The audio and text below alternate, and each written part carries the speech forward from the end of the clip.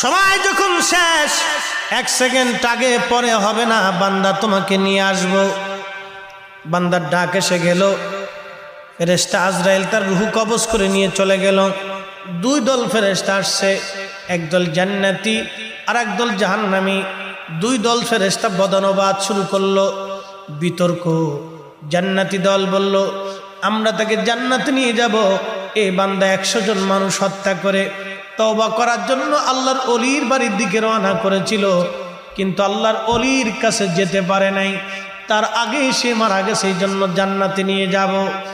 জাহান্নামী ফেরেশতারা বলে, না না, আমরা তাকে জাহান্নামে নিয়ে যাব, কারণ লোকটি তওবা করতে পারে নাই, যাওয়ার আগেই মারা গেছে, এই জন্য আমরা তাকে জাহান্নামে নিয়ে যাব।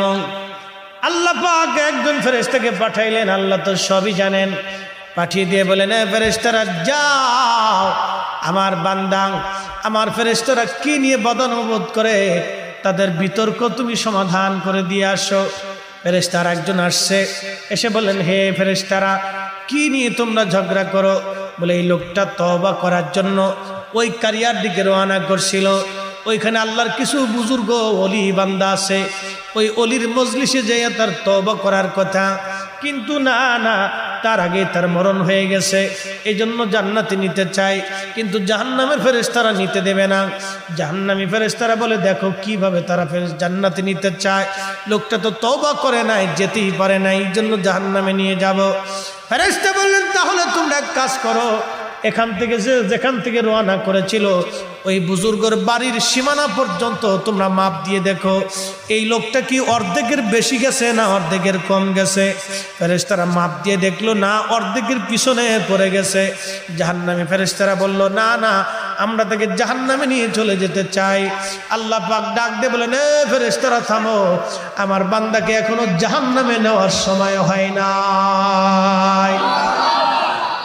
আল্লাহ বলেন, قل يا عبادي الذين أسرفوا على أنفسهم لا تقنطوا من رحمة الله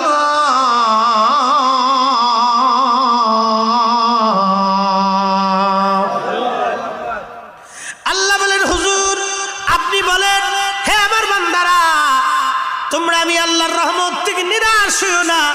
যদিও তোমরা নফসের সাথে জুলুম করো, কবিরা গুনাহ করো, অনেক অনেক পরিমাণে গুনাহ করছো, চিন্তার কোনো কারণ নাই। আমি খোদার রহমত থেকে নিরাশ হইও না, আমি আল্লাহ ক্ষমা করে দিতে চাইছি।